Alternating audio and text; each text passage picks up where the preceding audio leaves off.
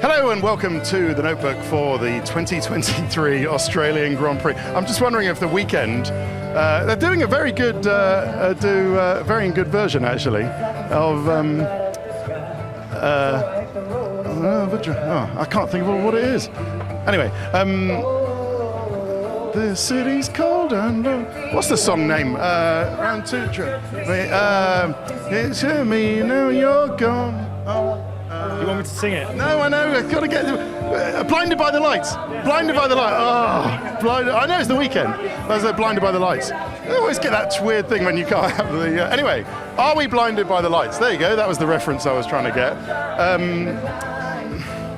What a day. I mean, what a day. I can be blinded by these lights. These lights are the ones that they are lighting up the podium. And after a crazy day like that, I guess we can say, what a weekend. What a weekend. Weekend singer. It's been. Look at this. Look, nothing says the end of an Australian Grand Prix like the green and gold confetti underneath the podium. Don't worry, we're not going to the pit lane. Don't worry.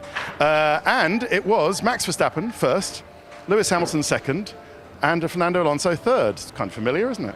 But not the 1-2 that Red Bull maybe wanted to get them back on track. But it was the P1 that Red Bull wanted to actually exorcise the demons of Melbourne for Max Verstappen. So, listen, they got that done. There's all this going on, and there is still stuff going on. Got to tell you, as we speak, there are various team managers in here. The Ferrari sporting director, Lauren Merkis, is there, arguing the case about Carlos Sainz's 5-second penalty, and Haas team are up in the stewards arguing the case about whether the race should have been restarted and then finished at the same time, because it wasn't really a race in the end, with the order of benefiting Nico Hülkenberg or benefiting Fernando Alonso. And what Haas believe is that the precedent of Silverstone means that it should have been restarted with them in P4 with Hülkenberg and not Fernando Alonso put back in P3. But these are going on throughout the evening, and by the time you watch this, you might even know the result. I don't think Haas expect to get the result overturned, but they want to set a precedent. Same kind of thing with Ferrari. Ferrari don't expect Carlos Sainz to be magically reinstated for a podium, but I think they expect there is Fred Vasseur after a pointless day so far for Ferrari. They just want to set the precedent and test the theory, if you like, about exactly what's going on and what we know. Bye, Ian. Ian Roberts, probably the doctor, the man who had the least to do in an FIA jacket here today. But anyway, let's go through it because lots happened. Do you want the reasons for all the red flags, first of all? I've written them down. Might as well do it first because then it avoids us doing it a bit later. So reason for red flag number 1, gravel. Yep, I know. Reason for red flag number 2, tyre and wheel rim debris, fair enough, from Kevin Magnussen. And reason for red flag number 3, Alpine carnage and lots of different broken cars on track. Now, the reason that I shrug my shoulders in that slightly cheeky way and say gravel is that lots of teams don't think that red flag 1 was properly a red flag, not least Alfa Romeo Sauber, who had pitted their cars before and looked like they were going to benefit in a very big way from it. And plenty of other people were like, George Russell, not least, before his engine went bang. And plenty of people are thinking, well, hang on, how was that a red flag? Well, it was because there was bits of gravel and there is a safety. So to argue against myself, shrug my shoulders with saying gravel, it was, his study, Paul Stoddart, the legend, the man, the myth, the legend. Nice to see you. Yep. Well, that was fun, wasn't it? That was Melbourne delivering a fantastic, fantastic race where you could not predict what was going to happen. Perhaps you could predict that Max was going to win, but after that last red flag, anything could have happened. As a proud Australian, glad to see Oscar Piastri get a couple of points. 4 points, well done. And from where he started in 16th, 18th, that's a hell of a journey up to the points. But and good to see Fernando get his 101st podium. Absolutely. So right where it all started 23 years ago. Yeah, exactly, for Minardi. If I can just say, if you haven't already, listen to Behind the Grid, the podcast. I know everyone's saying this to you, but you're a great guest. It's over 2.5 million now. I couldn't believe it. That's because you're quality, and the great stories in there. You missed the story about us. from the heart, mate. You missed the stories about us skiing down the aisle of the BAC 111. Are we not allowed to? Okay, right. No. When it was still on the ground. When I it was mean, on the ground. yeah. I was being pushed by Alex Murray Young. going down the slides. You know, No, that was all at on the Bournemouth. ground, It was on the ground. It was on the ground. Well done, mate. You rascal, Paul. Listen, thank you very much, Paul Stoddart. Right, let's do. There's the CH. Let's do Red Bull, shall we? Because they've won the race today. Max Verstappen, P1, and not pleased with the are you allowed to, the driving standards. And I can't really believe that we're going to get through this again. I kind of have enough of Max Verstappen, Lewis Hamilton driving standards for life. But Max felt that because he was ahead at the apex and Lewis pushed him wide, then that was not a legitimate move, and he still was hanging on to that at the end of the race, saying, okay, well, look, if I haven't got a problem with it, but I'm hanging on to it because if that's the way these things are going to be judged, then I need to know that for the rest of the season, which I guess is fair enough. But we're not going to start all that again. I don't know if my nerves can take it. But listen, you know what I mean. That's what Max thought. I was ahead at the apex, and he pushed me off. So it was a terrible lap one early on. Max Verstappen down to P3. Where the Mercedes got past him. Lewis pushed me off.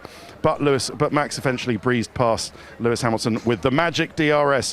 What word should we think of this magic DRS? Magic DRS? Super duper DRS? Super duper DRS. I like that. Which is going to be talked about. But it is an advantage. We estimate, and the other engineers in the pit lane estimate that it's worth between 0.2 or 0.3 of a second on that lap compared to another car with DRS.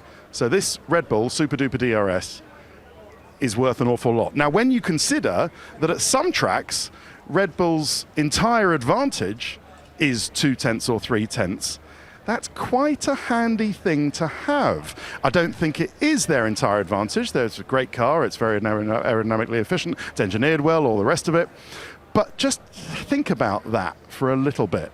It could be half of their advantage is down to their super duper DRS. Food for thought for the other teams. So anyway, and Max survived everything to finish P1. Sergio Perez pitted twice under the first safety car, got the hards tyres out of the way, or rather had them on, got boxed in at the start. That was his problem. But then after that, it was a bit of a quieter weekend for Checo. Made his way through, but it's a missed opportunity. I think after qualifying and after the problems that he had yesterday with the brakes, it is a missed opportunity for Red Bull and Sergio Perez. He should have been P2 today or higher, should have been better, and he will want to write off Checo, poor Checo, after winning in Saudi Arabia. He will want to write off this race and make sure that brake problem that he had meant that starting from the pit lane meant that doesn't happen again. But starting from the pit lane and being P5 is pretty good, even with all the red flags. Right, Ferrari at the moment, it's Sainz P12 and Charles Leclerc with a DNF. And the frustration is, it wasn't, there's Lauren McKeese back from the stewards. Lee, did you see him? There's Carlos Sainz back from the stewards as well. Very unfair. I think he believes that it is. And by the look on his face, which is worse than thunder, I would imagine that he knows that result is not going to be adjusted. Listen, it was never going to be adjusted, let's face it. But, as I said, they had to go and give it a go and test the theory. But yeah, Charles Leclerc, Charles, a real fan favourite. There were groans in the grandstand when he was not punted off, not even clonked off. It was a racing incident, really, with Lance Stroll. And when you qualify badly in P7 and you're in the carbon fibre zone, then this kind of thing can happen. As for Sainz, it was a good fight on lap 1, pitted under safety car before the gravel red flag, and that really sunk him to P11, so he's very frustrated at that. So his day didn't really get any better. Then got stuck behind Gasly for quite a while, but got through and was chasing Alonso, was going to be P4, but then got the 5-second penalty for clonking into Alonso, which he thought was a racing incident. And Fernando, there was no harm to him anyway because he finished on the podium. I think that's what doubly frustrates them. Of course, that shouldn't make a difference, doesn't make a difference, but that's what doubly frustrates them. But at least Ferrari had some pace today, and that's an interesting little upside for Ferrari going forward, because they can't say that at all the races that have been so far. Right, it's a bit glum at Ferrari, so let's see if it's a little bit more happy at Mercedes, and it should be, because Lewis Hamilton was second today, or is second today. George Russell DNF, it's an engine failure, went pop, apparently it wasn't a leak. When it came past the pit lane, it sounded like one of those jet cars, those rocket cars. If you go to a drag strip, or in the States, sometimes they have a jet car. It was like, as it came past. It was quite the sound. I was like, whoa, what's that? And I saw on the TV, it's George Russell blowing up. So yeah, you can't bottle that sound, although maybe I've done it now, it'll be a meme and you can. But yeah, it's power unit failure for George Russell. Poor George had already been done over by the red flag on gravel, red flag, gravel. Red flag, gravel on the gravel, red flag. But Lewis Hamilton, great race from him, stayed out, got Max Verstappen past at the start, and then before Max got him back. But yeah, Lewis was challenging Russell before Russell pitted, and they were saving their tyres at the time. Anyway, that seems like ancient history, but that's what happened. George said, look, I can't save my tyres and defend from Lewis Hamilton behind, which I think was a reasonable thing to say. But anyway, yeah, that's Lewis managed it all very well. And secured P2. So I think they're happy around here, aren't they? Is everyone happy around here? Is everyone happy around here? Very happy. Very happy. Good. All right. Fantastic. We're in the back of the... if I just tiptoe through the back of my colleague's shot, they might not notice me. Right. Okay. Good. Oh, they weren't recording anyway. It's just Steve looking. Oh, there you go. All right. Right. Were they recording? You weren't recording, were you? Did I not just get in the back of shot? Was it okay? Yeah, you're fine. Okay. Absolutely fine. Okay, thanks very much. No worries. Okay, right, let's do Alpine, and they're not going to be very happy here, because they've ended up with 2 wrecked cars and no points. And I hope that dinner, what is it? What have we got? Tempura? Prawns? Something? I hope dinner's good, because, oh, Otmar, you're on camera. James, tell him he's on camera. They've ended up with 2 wrecked cars and no points today. Not their fault. I don't think the drivers, it was the first time the drivers had come together. We always thought they would, but actually it wasn't a thing, because they were just innocent with each other. And it was just one of those things, but it has meant that they've lost a load of points. Ocon P14 is actually qualified. Gasly's actually qualified P13. But Ocon pitted at the end of lap 1 onto the hard. Gasly benefited from the red flag, and it was all going well. Then Gasly went wide and rejoined and clunked into his teammate. So you've got to feel sorry for them, because that is a costly result from a race where they should have had 10, 11, 12 plus points down here at Alpine. God, it's really thin around here, isn't it? Cheer up. Worse things happen. Okay, I know. I'm sorry. Right, let's do McLaren, and then we can take a break, because they have scored. Let's go over the garage, Lee. They have scored a... Sorry.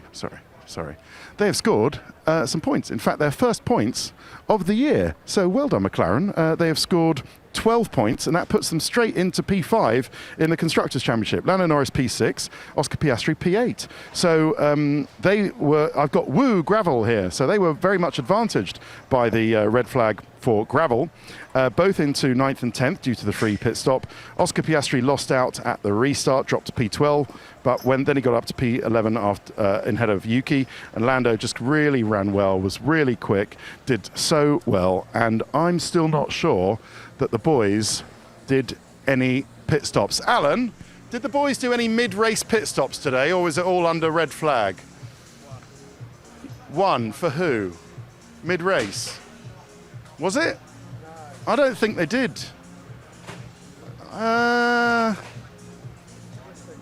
Did they? Okay. Alan Field, everybody. McLaren lifer. Okay, good. Nice. Does Lando thank you for that? Good. He doesn't even know. Did the boys do any mid-race pit stops today? Yes. Okay. I won't keep on flogging that particular horse. Anyway, listen, well done, McLaren. They've scored some points today. Right, halfway through, done 14 minutes or so. Let's take a break. More Notebook shortly.